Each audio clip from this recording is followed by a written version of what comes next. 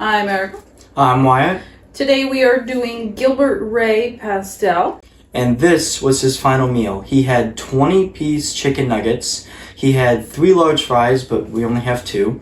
He had 2 chicken sandwiches, but McDonald's didn't have any chicken sandwiches, so we did McChickens. Yeah, they don't do the grilled anymore. Yeah. They only do the fried. So. And then he had a Coke and a caramel frappe as well. The thing I'm most excited for. So this is Deathrow Mukbang. Welcome.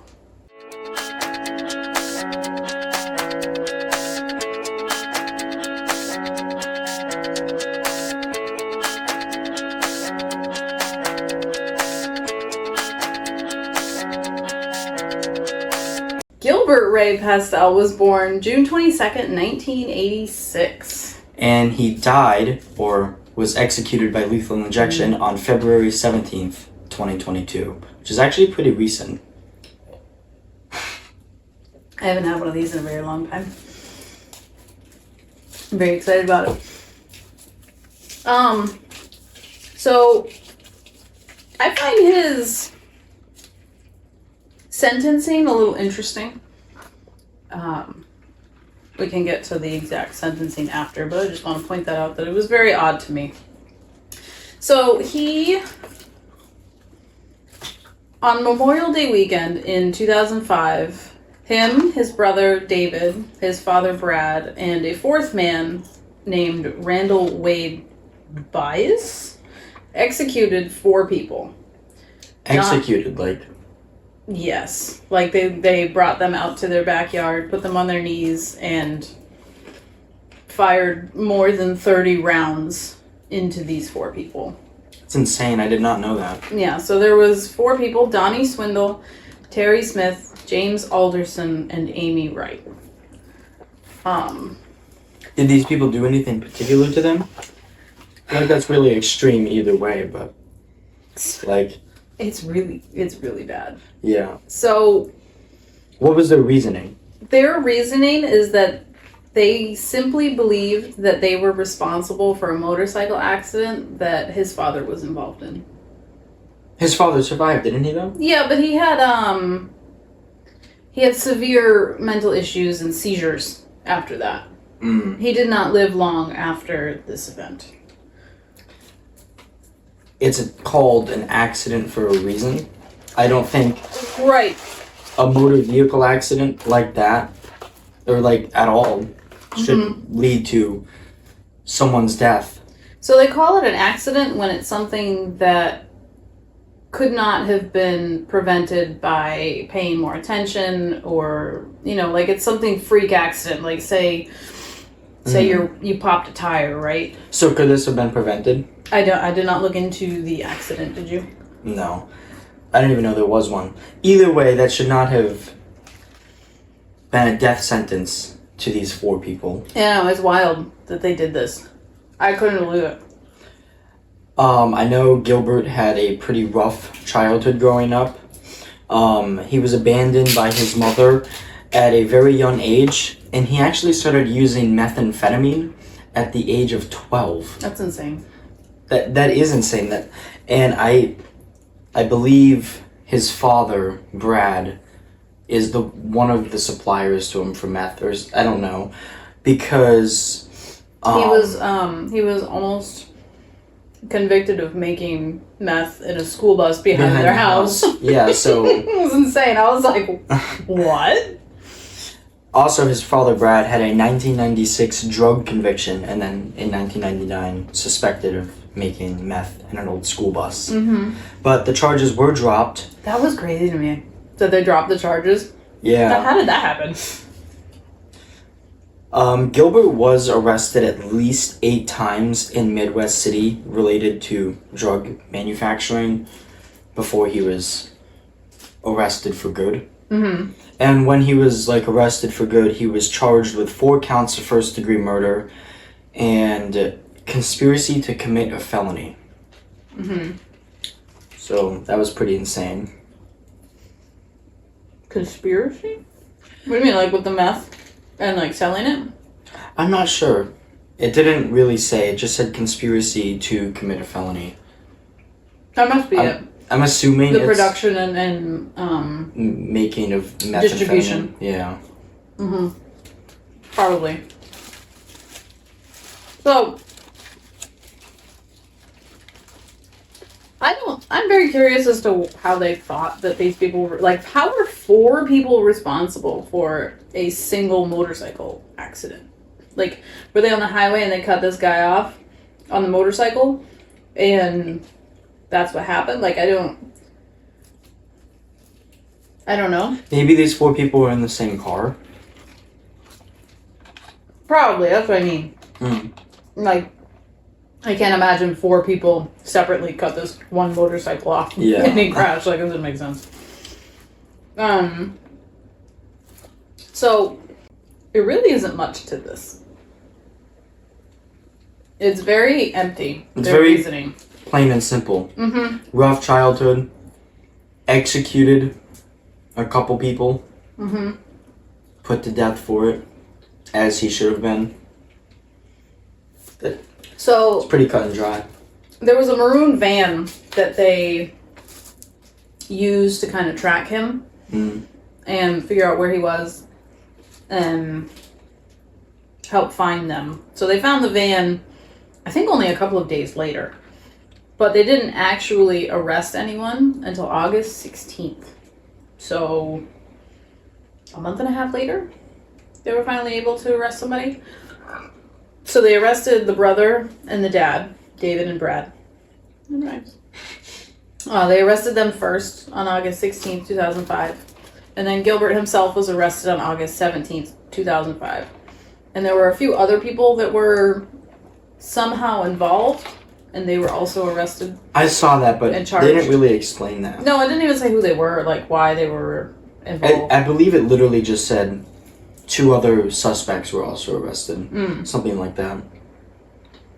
And this was like the final time he was arrested. Like he was in here for... And then by 2008, which feels like a really long time, he was sentenced to 2 death sentences for Amy Wright and James Alderson. And then he was charged life without parole for Terry Smith and James Alderson. Nope, I messed that up. And Donnie Swindle. So, I don't know what made 2 and 2 different. Like, he literally executed all of them. That's still so insane to me. Executed? Like, some of the family members weren't even able to see the bodies because they were so mutilated and riddled with bullets. Yeah. So they didn't even get to fully say goodbye to the bodies of their family members because they were so mutilated. So maybe that was part of the reasoning? Is that some bodies were in worse shape than others? That's so insane. Yeah. That's really bad. So, they were definitely on drugs when they did this. Probably meth. Seems like that was their drug of choice. It does. So I thought it was really weird that they differentiated it like that. Like, split it up half and half. Like, yeah, he should be charged. Yeah, like, why wasn't all of it? I don't know. You got that one. So I don't know why it was different.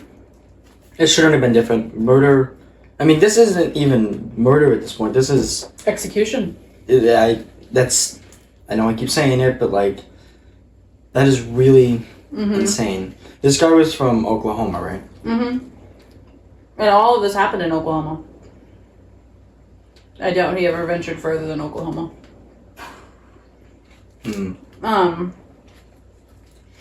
So, actually the 4th guy that was involved, Randall Wade Bias, he was given a plea. I can't talk. He was given a plea deal.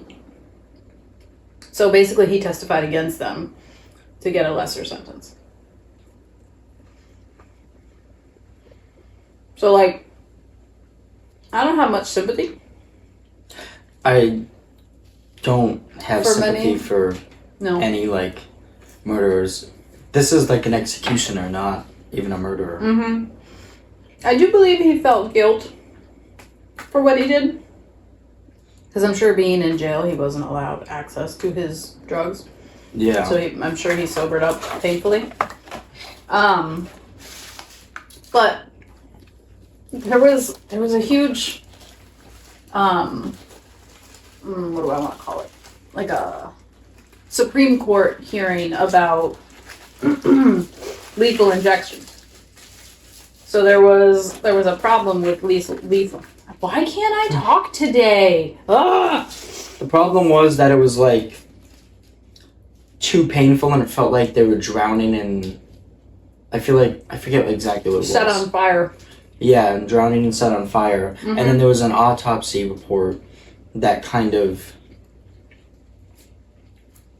almost proved that's actually what it was like. Mm-hmm.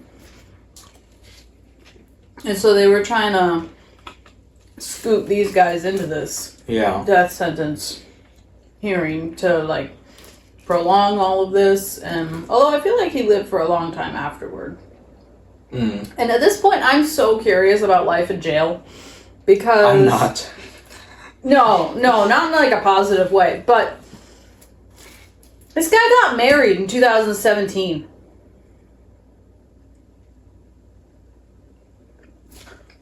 Why?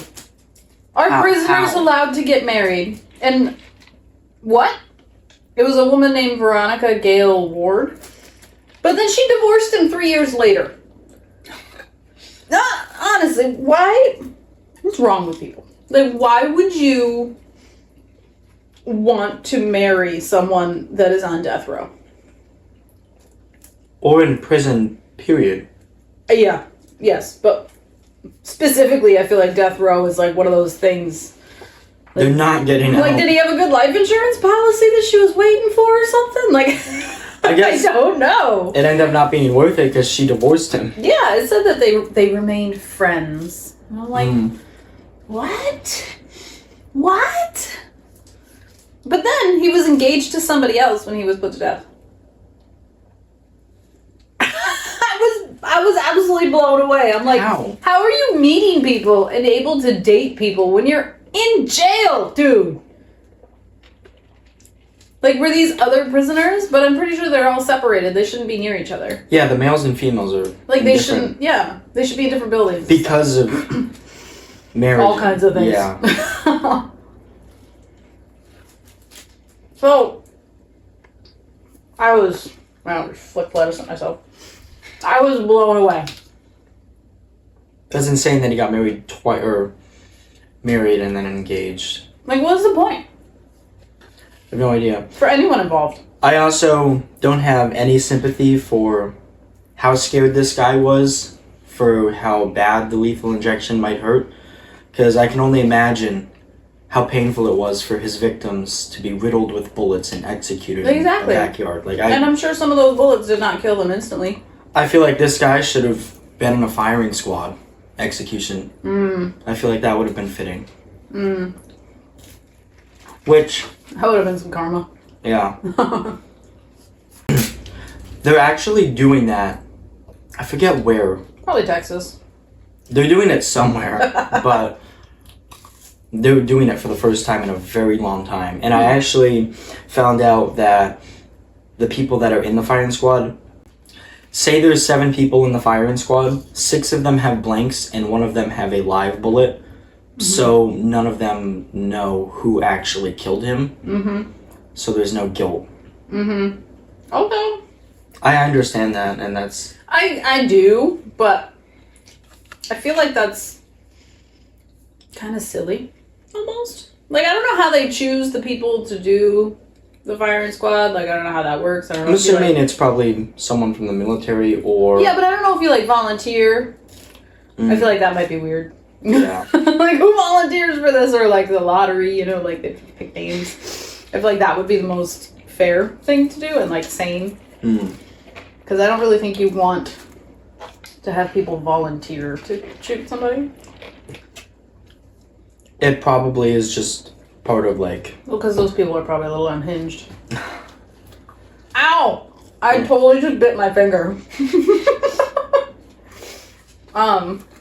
So yeah, they forced them into the backyard, and with an AK-47, It was offloaded. An AK? Yep, and offloaded 30 rounds into these 4 people, and 2 of them tried to run away. So I'm guessing he started over here, and then the other 2 went, "Oh no!" and then they ran off. Right? Like they tried to get away, but he shot them anyway. That's so horrible. That's wild. I feel like this is probably a little controversial, but I feel like if someone kills someone, they should be put to death the exact same way they killed that person. What do you think? I understand your thought. I know it's not humane. But Right, but it's a weird line. It's not even like a fine line. It's weird, like it's a squiggly line. It's not straight. So with something like that, the people that are doing that action, like you need them to remain there, to retain their humanity, right? Mm-hmm. So if there's someone that's going to do something like that, it's either going to scar that person and then cause a chain effect of trauma and, you know, mayhem, and like you're gonna create other problems. And then there's also the flip side of, are we actually better than this person that we're taking out of this world when we're doing the exact thing we're punishing them for?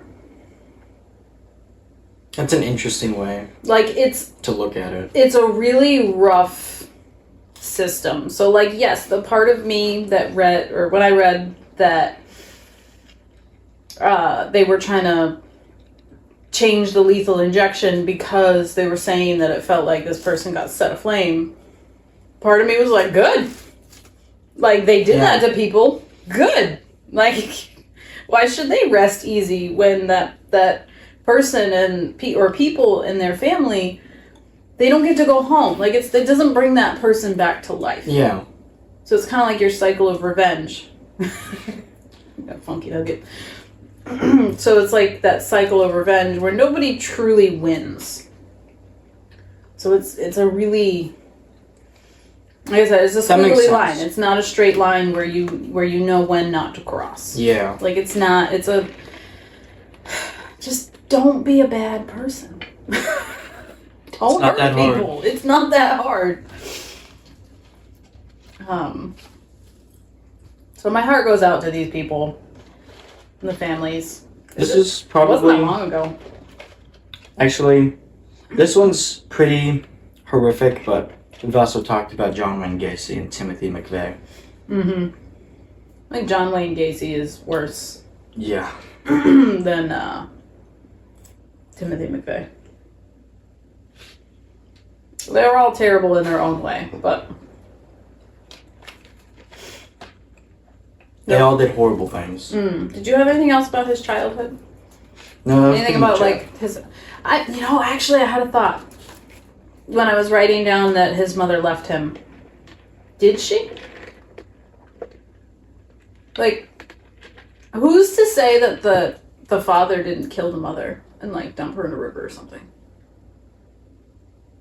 Like, here he is, a son and a father and his sons committing murder because of a motorcycle accident. Like, who's to say that the wife or mother said, I don't want to be with you anymore, this is a terrible situation, and he killed her for it?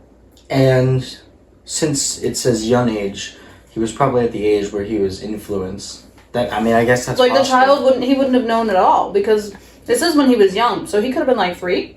He would have had no idea. Yeah. The dad could have just been like, oh no, mommy ran away, she didn't want to be with us anymore, sorry. When in actuality, she's like hauled up in the wall. You know? Yeah.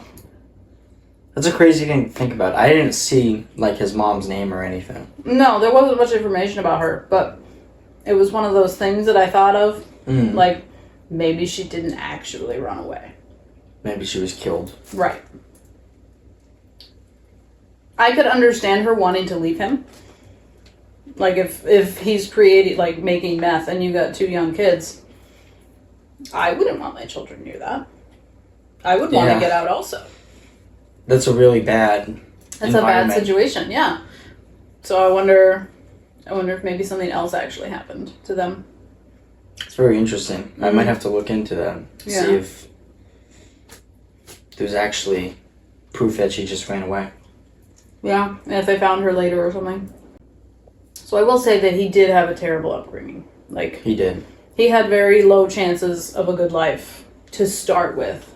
Yeah. But that does not justify his actions in any way. No. No.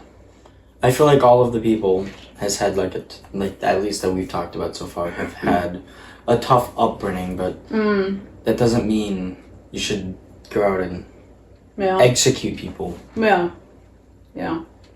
So this has been our Deathrow Mukbang for Gilbert Ray Postelle.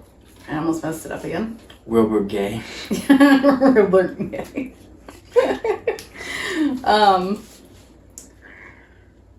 I mean, he had a pretty decent last meal. I guess he fought the indigestion with death. Yeah. It was a lot. It was a lot. Like, if he ate 3 large fries. That is a lot. Like, I'm pretty full right now. I'm not a huge fan of McDonald's to begin with. I can't tell you the last time I had one of these, though. This is actually pretty good. Join us next time on Tales Untold, the Deathrow Mukbang. I'm Erica. I'm Wyatt. Thanks for watching.